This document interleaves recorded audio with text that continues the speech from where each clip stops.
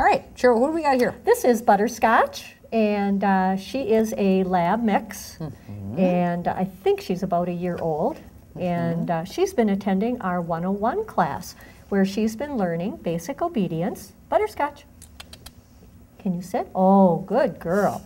So she's learning basic obedience, and I believe that part of the class also is helping the dogs to settle around one another. Butterscotch. Sure. Can you sit? And dogs this young, under a year or around a year, really, even though she's full grown, she really is all puppy. Dogs, a lot of energy. Yeah, dogs don't actually emotionally mature till they're right around age of 3. So even though she's at her full body weight and she may fill out, she really just is got a lot of puppy activity in her. So great time to train a dog, and you can train a dog at any age. Right. You know, but it's especially important to teach a puppy quiet time. Right, exactly. Because dogs like this, we very often see in the shelter, and the reason that we see them, Cheryl, is because of their energy level. This is definitely a dog that's going to require a lot of exercise. A dog who's going to need a lot of training, but is definitely going to be well worth the effort on anybody's part as far as just, you know, being the right kind of dog. So, coming through here, honey? Can you come through? Kind of missed you. Here. There we go. Okay. There you go. Okay.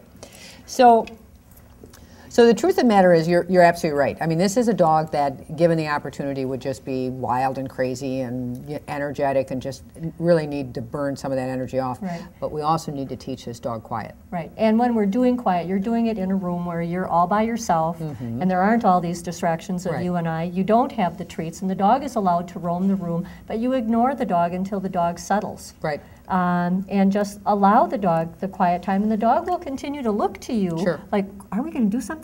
Right. And you just keep doing what you're doing, and they'll learn that, oh yeah, we're just going to kind of kind of settle in, kind of just be here. Yeah. And it's okay for your dog to learn to do that. Sure. And one of the programs that patience is so important with that. One of the programs that we're also going to be doing here in a very short period of time is with our volunteers is we are actually going to ask our volunteers to sign up for this program. It's called an R&R program. It's going to be the Rest and Relax program, and basically that's all we're going to ask you to do is sit in a room with a dog and read a book. And it just creates kind of a really nice energy for your dog so that they can settle nicely. So what we're going to do now, Cheryl, is we're going to try out our Kong. Okay. All right. We're going to see what we think. We're going to see actually what... well, I think she likes it. I think she likes it. I think she likes it. So what we're going to do is we're just going to... we're just going to put it down and we're going to put her down it. and let her go to it.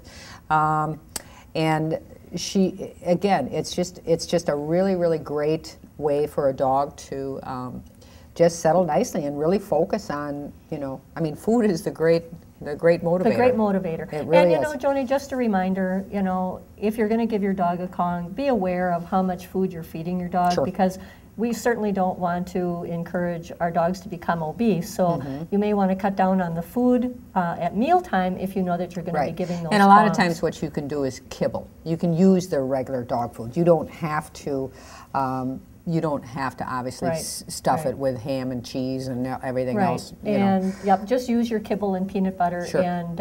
And this is what she would be doing in her kennel when somebody's going off to work. Just like, oh, did somebody leave? Oh, I'm busy. I got my Kong toy. Sure. So, and even in our kennels, you know, at our shelter kennels, the importance of her just relaxing nicely and being focused, being focused on something other than what everything is happening around. Right. Because again, look at the stress that these dogs are under, Cheryl. Right.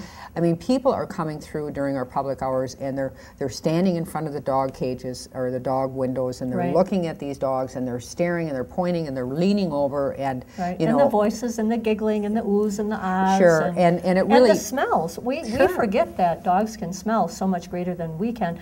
And we're coming through and we're a myriad of you know, like, what dog is that? Or, ooh. It's difficult because these dogs are literally on display. They have to be in order for people to be interested in adopting them. But it can be very, very stressful, just like you said. And so anything that shelters can do to kind of keep that stress level down, to keep them calm, to make it a positive experience. For instance, you know, her chewing on her Kong as people are walking by and she is focused on this and not on all the activity out there is really healthy for her. Right. It's really a good thing. Right, So, it really is. So enrichment programs are important in our humane society, right, and important for our pets at home. they are indeed. So I guess that concludes our show for today, and we hope that you enjoyed learning about enrichment and how you can make life better for your pet and how we enhance the lives of the pets under our care. And so until next time, happy tales to you.